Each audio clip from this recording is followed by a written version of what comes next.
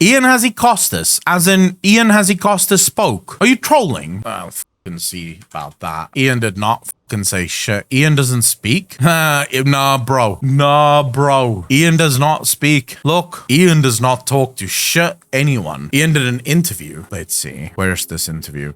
Patterns within Patterns, Zero Mortis Quest, Eternity's End, Community Spotlight. Start unlock flying. Can someone link this to me? Where's this? This is 16 hours ago. It can't be this long. I don't see any interview. Oh, here we go. Here we go. Shit. Almost went straight past it. All right, let's see. Patch 9.2 Games Beat interview with Ian Hazikostas and Sarah Wands. Who the fuck is Sarah? Oh, senior level designer. Sarah Wands. Reveals insights regarding patch 9.2 and the upcoming Sepulchre of the First One's raid while discussing lessons learned from previous expansions, borrow power, and the min-max mentality. Ian Hazikostas have learned lessons. Let's see. Okay, so patch 9.2's design goals. While much of the content in patch 9.2 was designed in response to player feedback, one of the design goals was to address pain points that players would traditionally run into a few months in as they begin experiment with alts and switch mains, which with class tier sets representing large player power gains that players would normally need to farm several weeks to obtain. The creation catalyst system was implemented to help new players. Okay, so here we go. Ian Hazikostas via GameSpeed said, first off, we're adding a ton of new content, but in a lot of ways it's carrying forward the philosophies that we pivoted to. In many cases, in 9.1.5, in response to player feedback over the course of Shadowlands, building a whole new ecosystem, a whole new piece of content from the ground up with those in mind. We're bringing back class sets. How will players feel 2 months into the patch when they want to switch characters or their friends are coming back and they feel like they're behind with no way to catch up on getting their set pieces?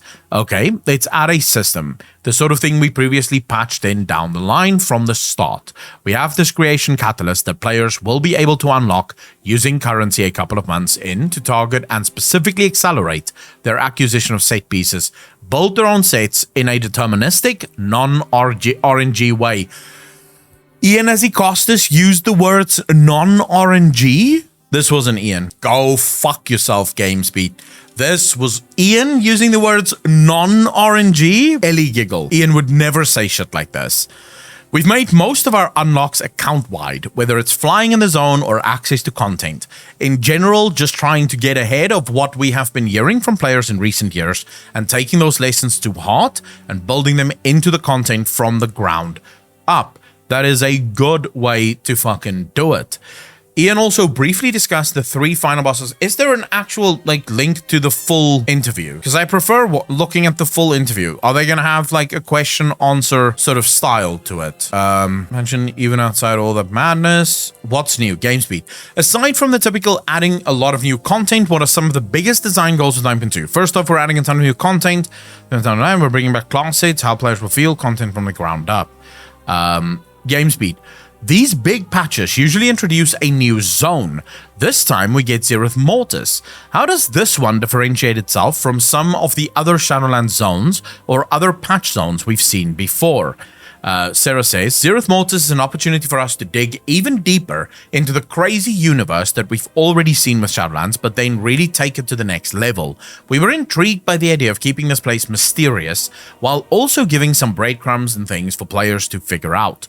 We dove into who were the progenitors, how would they have functioned, how would they have built anything here. We ended up focusing on the building blocks of the universe and sacred geometry. We'll see that woven into the landscape here in the denizens and the creatures. That's one thing that we focused on, that recurring theme of this sacred geometry, as well as mystery and things to explore. It got water we've never seen before. This is true. So far, what I've heard from people, a lot of people love Zereth Mortis as a zone, but also a lot of people complain about Zereth Mortis. So I'm not entirely sure what to think of this. There's this progression system here with the Cipher of the First Ones, but this one seems like it's not corresponding to player power as much as we've seen with similar systems in the past. Does that represent another core change in design philosophy? I wouldn't say it's necessarily a core change. It's more trying to support parallel paths of progression and different playstyles, recognizing that there are a bunch of folks who love outdoor world gameplay, That's what they do, that their entire end game. We hadn't necessarily served them as well as dungeon players or competitive PvP players or raiders in the past. Ian actually fucking acknowledges that the casual outside player, the guy that just wants to have some fun, have not been served in World of Warcraft in the past. This is big. This is fucking giant. We wanted to take steps toward changing that. We set up a system that has a lot of depth and a lot of deep understanding of the zone, thoroughly integrated into the zone's mechanics as something for those explorers to really delve into. Ian, I don't do this often, so I want you to understand the weight of this specific moment that you and I are about to share here. This is rare for me, but I'm gonna give you one of these. Well done, bro. We've been saying this for about almost a fucking decade, but you finally got it, so well done to you. Thank you. Jesus, how long did we have to fucking say this? But we understand, and we certainly heard loud and clear from the community that if we put power that will increase your damage in a dungeon or damage in a raid behind a system, it now becomes mandatory. I just played Final Fantasy 3.4 last night, and this makes me even more emotional than that. And that was very emotional. Like, Jesus, he's saying all the right things. He's saying all the fucking right things. Finally, they're getting it. They're getting it. They understand why we don't want this shit behind, like, player power and crap. And so having this as something that is for hardcore power gamers, optional, but still deep in something they can take at their own pace, it's something we're trying to do to offer a range of options without pressuring people to play the game in a way they'd rather not. Ladies and gentlemen, round of applause. You all have the clap emote. Round of applause to Mr. Ian Hazikostas. It has taken us a very long time, but we are finally there. It seems like we have broken through, and the man is finally fucking seeing what we've been saying. He's finally picking up what we've been putting down all this time. As vocal as the community can be about some things, the raids have already been popular, and people are looking forward to the new one, Sepulchre of the first ones. What are going to be some of the highlights? Maybe some of the most exciting bosses you think players will enjoy from this raid? Well, that's a blast from the past. When's the last time you heard someone say a doozy? That this raid is a doozy. We had a ton of fun with its conception and making the whole thing from top to bottom. Something that's really fun that we haven't had a chance to do in quite a while is the final 3 bosses of the raid have never been seen by the public test round.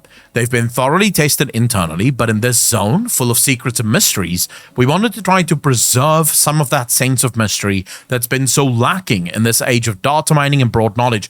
Don't blame the data mining, Ian. If you didn't have the PTR, you wouldn't have the data mining. What is he even saying, data mining? Like, everything is on the PTR. You don't even need the data mining. Just gives it to players a little bit earlier. But it goes on to the BTR, so you already fucking have it. Like, it doesn't even matter. So, yeah, don't say data mining. It's not data miners' fault.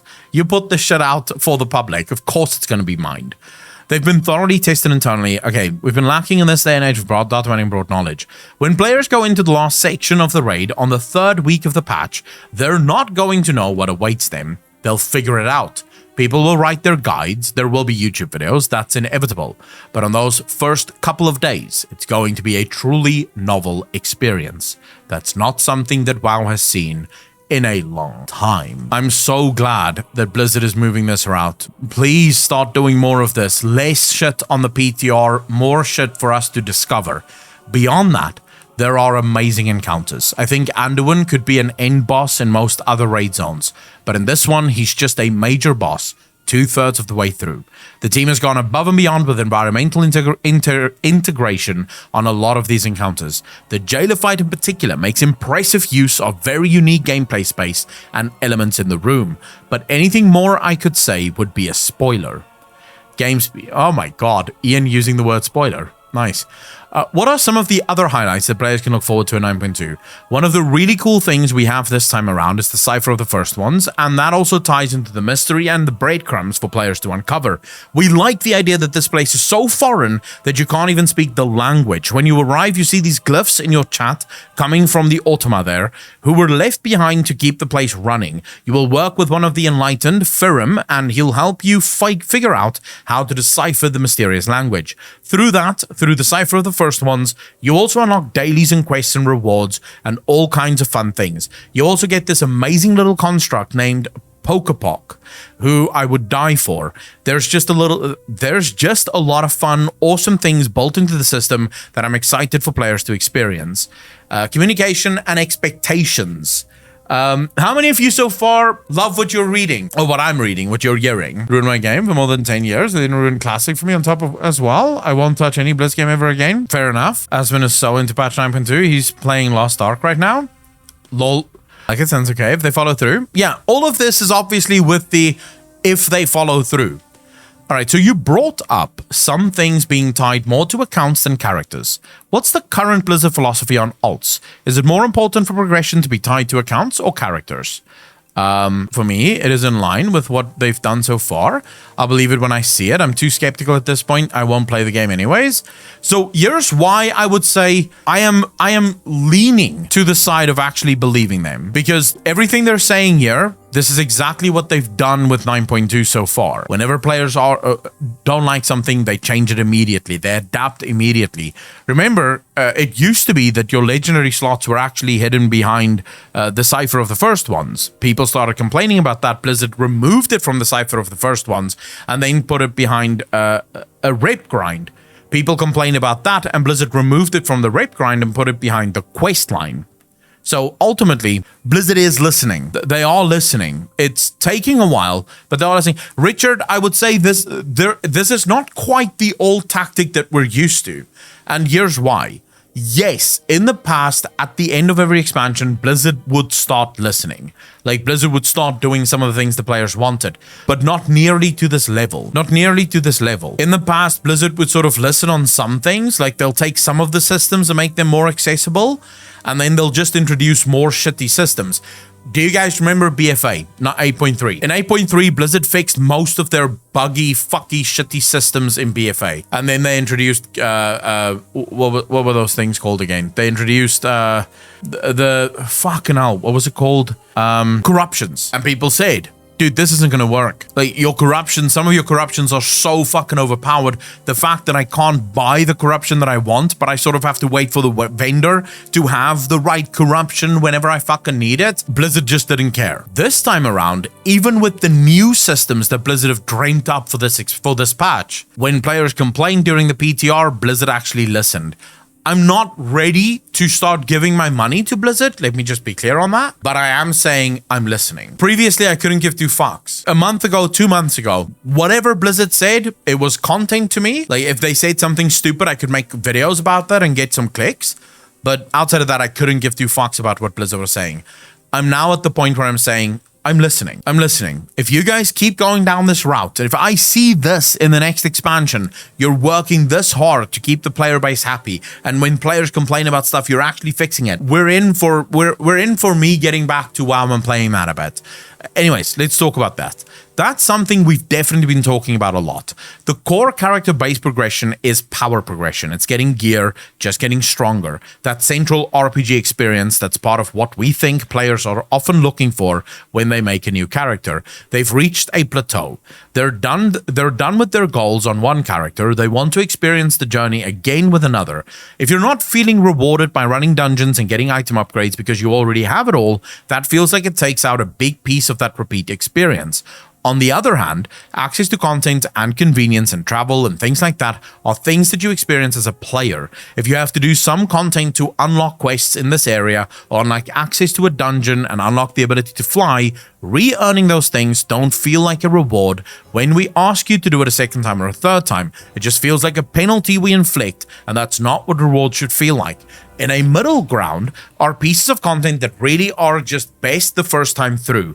We want them to be optional if you want to go back and do them again, but they lose a lot of impact because they weren't designed for maximum replayability. I wouldn't say I'm absolute, because some of what he's saying here is a little bit vague to me. So for example, he explains that, the journey is really going and gearing your character and getting that power again. And that really is the reward of rolling another character.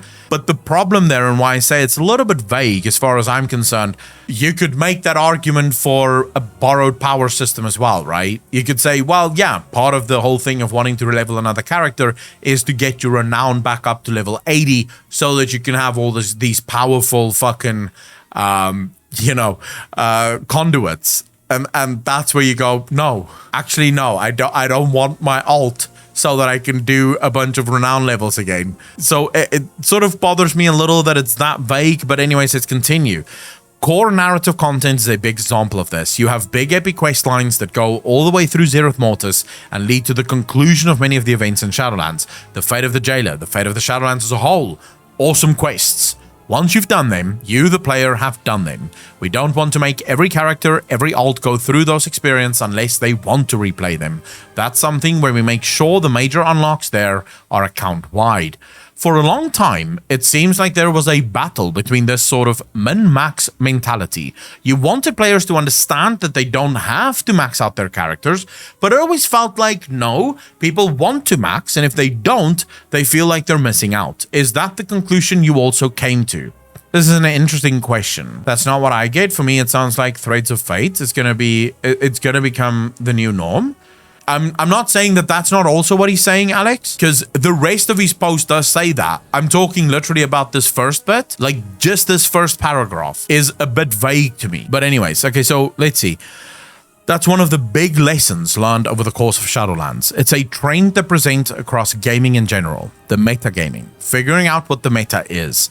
A new game comes out and people want to know about the tier list for classes or characters. Heaven forbid you pick the wrong one. In Shadowlands, we set out initially having some options, some rewards that we imagined would be just for hardcore min-maxers, completionists. If you want to chase adding a socket to your gear for a fraction of a percent of damage, or upgrading this conduit for a fraction of a percent of damage, we wanted to give that to people who wanted to go deep on their characters, rather than going broad and playing lots of alts. Something to work for, some reason to do it. We often hear feedback that players, but the problem with what you're saying here, what you shot for, I get what you shot for, Ian, but if you had any knowledge of the players that play video games, you would have known that, of course, this wasn't going to work. Because even the guy that doesn't necessarily want to min-max will be expected to get that fucking percentage point upgrade if they want to keep raiding with their normal raiding guild, because their normal raiding guild leader thinks that he's the fucking leader of method. This is just, if it exists, people are going to be forced to do it. We often hear feedback from players, feedback that people are upset when they run out of goals and lack the motivation to do anything. But what we found, to our initial dismay and horror to some extent, is that a much broader range of players than we expected saw this 0.4% power increase that was behind something they didn't necessarily enjoy doing as absolutely mandatory. This is how long it took them. Thanks for the first time chats as well, Final Fantasy. Really appreciate that. Glad to just be hanging out. Hey, I'm happy to have you all here. It's an absolute blast. But really, it took them this long to figure out, much to their dismay, that if you have a power increase, a lot of people are going to be forced to do it. What the fuck? And that's not the outcome we wanted. The game needs to be fun. Alright, I'm convinced this isn't Ian. I am absolutely convinced that whoever the fuck is speaking here is not Ian Azikostas. Ian would never say that the game needs to be fun. Never. This is not a word that, this is not a sentence that Ian would say in his life. Can someone check in on Ian? Is the dude still alive? Because he hasn't tweeted since July 20th. And this post is anything but Ian's way of speaking. Is the guy still there at Blizzard, or is he at home chilling and everyone else is speaking on his behalf? You need to log in and look forward to the adventures you're going to have, the things you'll do with your friends, the stuff you're going to explore, the goals you're going to chase, and not feel like you have a set of chores you have to accomplish before you can play the game the way you want to. I miss that WoW. I miss that WoW, dude. Thank you, Ian. You're saying the right things here, bro. I love that. As much as possible, we're pivoting away from that and trying to offer true options without power dictating gameplay. You talked about the data mining aspect. Is it frustrating seeing players reacting sometimes to dialogue mined out of a patch before it even launches? There's not a lot of context there, but the wheels start going. If he blames the players at any point here, I'm taking it back than it is Ian. Well, actually, I could say it's a double-edged. This is the political speak that I expect from Ian as he casts this. On the one hand, it honestly reflects enthusiasm and curiosity, and we're always grateful for that. We're grateful that so many players out there want to know what happens next. That's a natural outgrowth of that. At the same time, it can be frustrating at times when it spoils pieces of the story or leads to conclusions because something is taken wildly out of context. But then remove it from the PTR? Bro, only you have the power to stop this madness. If you remove it from the PTR, it cannot be taken out of context. It cannot spoil the conclusion. Just take it out of the fucking PTR. At times, you might be looking forward to the next episode of your favorite show, but when you get the script leak, but when you get the script leak, but it's not the script, just lines all out of order, and people are trying to piece together how it all fits together and what it means. Sometimes we can't rebut the assumptions that are being made without spoiling the game ourselves. You could just not have it on the PTR. We've tried to pursue measures in the last couple of years to make it a bit easier to keep things like text of dialogue or quests from being data mined until they're seen in context. Often they'll be seen in context in PTR, but at least it's someone playing through the content for testing purposes as intended, rather than just seeing a line out of context and inferring. But in the end, it's driven by curiosity. We understand that and appreciate it. Just remove it. Cross-faction is happening. Okay, bets are in. I want bets here. What do you think the chances are of Ian saying in this very next passage that cross-faction is indeed happening in World of Warcraft? And I'm not talking about the current cross-faction that we get where you're allowed to sort of play with other people. I'm talking about true cross-faction. Do you think there's a chance that Ian will let slip that they are looking at letting go of the factions, or do you think that's never going to happen? I'm sort of hoping for it at this point as well. The last time I talked with you, Ian, I asked if cross-faction raiding would be on the horizon. You surprised me a little when you opened the door for that, and now here we are. It's coming. How difficult was this feature to finally implement for the game? Difficult enough that it can't be done for 9.2. It'll come in a patch shortly after. When we last spoke, I knew it was something we were working on, thus the opening the door to this. Not quite ready to announce yet, but I had a feeling we might be more open to it than before.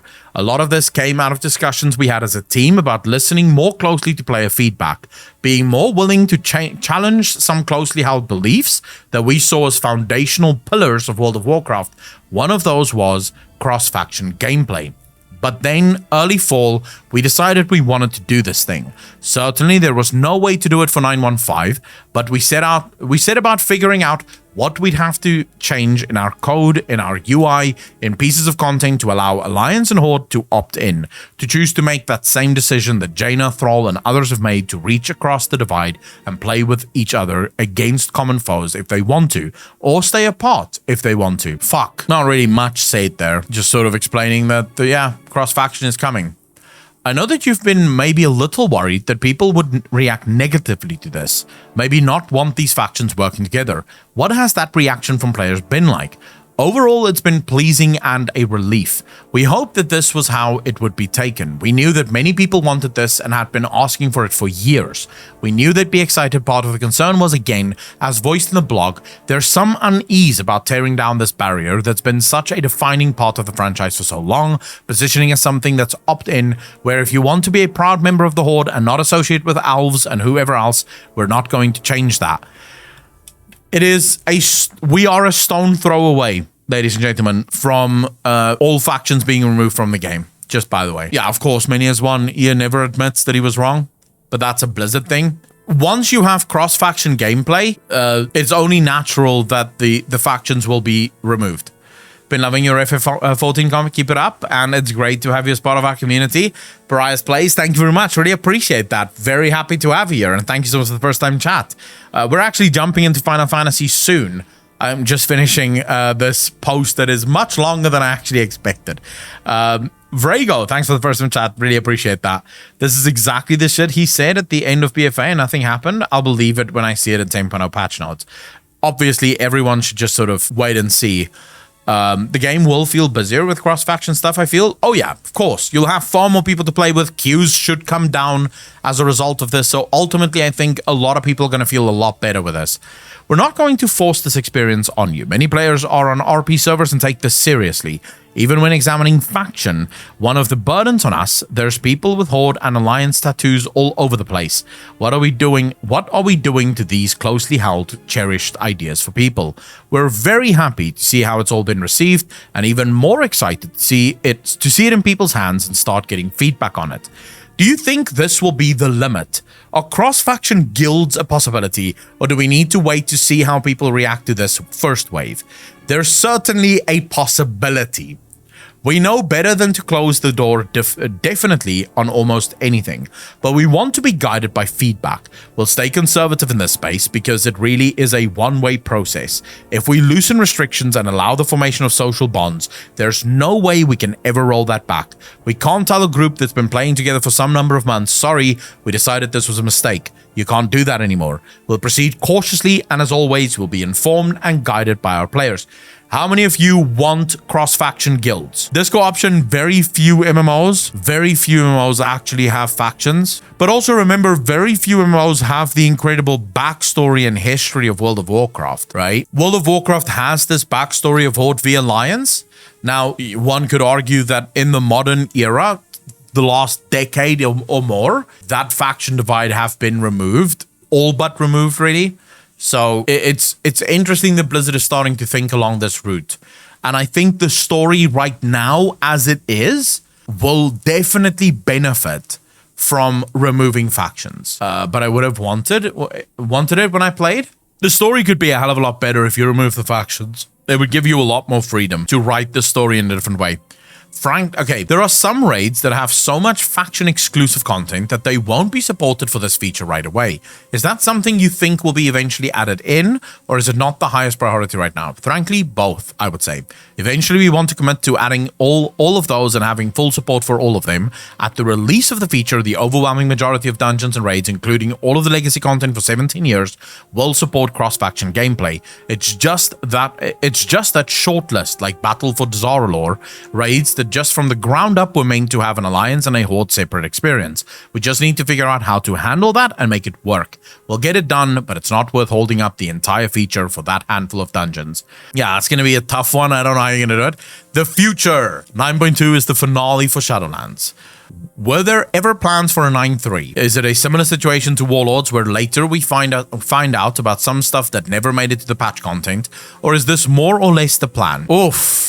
I want everyone to remember these words. If we in about 5 years see a hero video coming up with everything that was left out of Shadowlands, and by the way, I know for a fact that content was left out of Shadowlands. I know that for a fact because I was told what the content was going to be for 9.1, and the content that we got in 9.1 wasn't the content for 9.1. But anyways, Ian Azicosta says, this was completely the plan. I've seen all the speculation from content creators and others that originally Anduin was going to be the final boss of 9.2, and then there was going to be a separate 9.3, but no, it was always a story in 3 parts. The plan was always the 4 zones of the Shadowlands, delving into the maw, the power of domination there, and then going to this land of the progenitors, Zereth Mortis. We were planning out the city of Oribos before Shadowlands was even released. There's this major gateway, mysterious gateway in the Arbitor's Chamber that we always knew would eventually lead to Zereth Mortis. The pace, the structure of stories is something where there isn't necessarily a specific formula. At times in the past, we've had a mid-tier patch that felt like a digression, where it's like, alright, now we'll go deal with Lei Shen and the Mogu in the middle of Pandaria, and then go back to proceeding with the Garrosh storyline or whatever else. Here in the Shadowlands, in the realm of the afterlife, the jailer was front and center, and pursuit of the jailer felt like the only thing that we would really focus on. The story has played out as we intended, and I can't wait for players to witness the conclusion in just a few weeks. I don't necessarily think, like I said, it could be that they decided to, like, this was truly the story that they planned, but based on my sources, I'll say I don't think so. Anyways, I know how much you probably love talking about something beyond the big patch that you're promoting here, but without going into specifics, should players expect a longer than normal wait for the next content drop after this one? Normally, we'd probably hear about the next expansion around the time of the last major patch, but there's no BlizzCon. How long a wait are we in for? And how will players learn about what's coming next? Right now, we're definitely focusing. Jesus, such a fucking Ian answer. Right now, we're definitely focused on getting Eternity's End out into folks' hands. We want everyone to see and experience the end of Shadowlands, and then we'll have more exciting news following that. Stay tuned for news about when and where to learn more, but nothing specific to add right now. Dude, you could at least tell your players whether or not it was going to be a long wait or not a long wait. This is bollocks. Like, this is fucking bullshit. This is once again one of those things where we're not going to tell them how long we're going to take, because we still have a couple of store mounts that we want to shove down their fucking throats with a 6-month sub, before we actually give them content. You probably heard, but there's an exciting big acquisition. I'm sure players are wondering, is that going to mean any changes to World of Warcraft at all? World of Warcraft is continuing as everyone knows and loves it. Beyond that, for legal reasons, I can't comment on the acquisition itself. On the last earnings call, they did mention some kind of new Warcraft mobile game. Does that have any connection to World of Warcraft? Again, I'm here to speak for the World of Warcraft team, not my place to share other product news. Shadowlands, Legion, and Battle for Azeroth. We had 3 expansions with similar systems. What do you think were some of the best things that worked with the philosophy we saw in this wave of expansions? And what were some things where you think it's maybe time to move on from? Okay, we'll be talking about this a lot more in the future as we talk about moving on to the next expansion and big picture lessons learned there. Quick reflections. The term borrowed power is one that's certainly been thrown around the community a lot, often in a disparaging sense. Oh, you're getting this power, but it's not really yours and you have to give it back. On some level, that's a double-edged sword. From the artifact system onwards, the fact that things were temporary enabled the team to pull out all the stops with them and make them more immediately impactful, deeper, transformative of your gameplay than they ever would have been if they needed to last forever. If they were all going to be these additive things for your character, imagine having all your talents plus your full artifact weapon plus Azerite powers plus covenants. At some point, it would just be complete nonsense. We wouldn't have even gone a fraction of that way. At the same time. So Ian, before we even continue, before I even hear what Ian has to say here, I want to make this clear. The problem is not the systems. The problem is the incredible grind behind the systems. That's where these systems start to fall apart. The systems have their own issues, and that's certainly true. But from a pure issue perspective, everyone loved the artifact weapon because the artifact weapon allowed you to upgrade it wherever the fuck you wanted to play.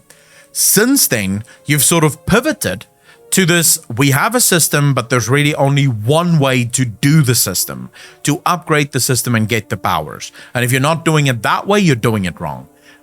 So I would say that's the biggest problem with your borrowed power systems, outside of the fact that the borrowed power systems just suck. At the same time, we recognize that part of an RPG, part of progression is the feeling of growth, of moving forward, of gaining power, and the knowledge that you're going to leave most or all of what you're earning behind. It does diminish the sense of accomplishment and growth. These expansions often start with a feeling of loss, which isn't ideal. Rather than getting something new and exciting, you're working to replace the old exciting thing you just lost. That's all stuff we're heatedly discussing. We have tons of thoughts about it across the team. We're excited to address and learn from that going forward. Part of what we've done with Shadowlands was a direct reflection of lessons learned from Legion and BFA. This gets back to some of our discussions earlier about power gaming and motivations of min-maxing. Both of those artifact power systems in past expansions were designed as diminishing return systems, where there was no hard cap on progression and players could figure out for themselves when it stopped being worth their time to keep pushing further. We did that in the name of freedom, but what we actually found was that for many players, any power was required, and that caused a lot of burnout. We approached Shadowlands systems in a much more structured way that didn't have open-ended grinds to them, but still allowed for meaningful additional choice and gameplay depth. Did they though? Because that's not what I felt when I played Shadowlands. The systems that you did have didn't feel like they added any depth. Like, look, Ian, I'm just going to say this straightforward, and then you can let me know if you think you disagree with this. But the last great system you guys actually fucking had was the Legion artifact system. The artifact weapons. You want to know why they were so great? Because they fundamentally changed the way your class played. They were fundamentally fun to unlock new traits in your artifact weapon, because every new trait would offer you a new way to play the game, something that make you even more powerful. Since then, every single class that you've had was incredibly boring, or every single power system that you've added have been incredibly boring. So yeah, not entirely in agreement here that you know, your system sort of, that the approach that you took in Shadowlands was more structured and meaningful. That word doesn't mean what you think it means. Looking back and continuing to look at Covenant abilities and the way they've transformed gameplay, those have been tremendously successful. We're already hearing players saying, hey, I hope I can keep invoking spirits forever, because I can't imagine playing a druid without this ability. That's a sign of success. Yes, but you're not hearing about all the other stupid fucking shit that no one cares about. Okay, so Ian, you want to know why people want invoking spirits forever? Because the classes without your borrowed power systems are stupidly boring. I remember when I lost my artifact weapon on my Affliction Warlock, I wanted to cry out of frustration for how my Affliction Warlock played literally the next day. Because suddenly my Affliction Warlock has nothing to it. There's literally nothing. It applies apply my 3 dots and then cast Shadow Bolt, and that's it. I had no more spirits that I could suck in. I had no more blasts that I could perform. It was legitimately just same shit, same shit, same shit. They were bland, they were boring, they didn't work. The power systems is the reason people want invoking spirits, is because it actually makes the class a little bit of fun. Gives it a little bit something to look forward to. I imagine we'll see some of those abilities being reworked into the standard class toolkit that we've seen with the legendary weapon abilities and some of those things before. More on that in the future. Last time I asked about morale at the studio, things seem to have progressed since then. The tone has maybe softened a bit from some players. Some even see the acquisition as sort of a moving on point. I guess I just wonder, how is that morale now? And how has it changed from, say, 6 months ago? Honestly, the team has recently come together in such an awesome show of support for each other. That's been incredible to see. I feel like I'm closer to my teammates now than I have ever been even in the past. It's been inspiring to see everyone support each other for the first time in my career. I feel like I have a voice and I'm being encouraged to use it. It's encouraging. It's awesome to see. So you have, I don't necessarily have a problem with this, because she was literally just a environment designer basically, but she has a voice for the first time and she's excited that she can use it. In an entire interview, she answered 2 questions. Sorry, I just had to point out the irony in that, you know, I feel like I have a voice and I'm being encouraged to use it. And then there's a whole interview where she answered 2 questions. I just found that funny. But okay, I'll put it this way. There's some frustrating things in this interview. There's some really cool things in this interview. The frustrating things comes from me not being sure what Ian means half the time, because he keeps answering things so PR. It's actually a bit frustrating. But let's see. Let's see what happens with the news that comes out about 10.0. If they can learn lessons from Shadowlands and they can actually take those lessons forward, maybe we'll be in for something magnificent and something spectacular down the road. Right now, I'm always going to be a little bit skeptical, I think.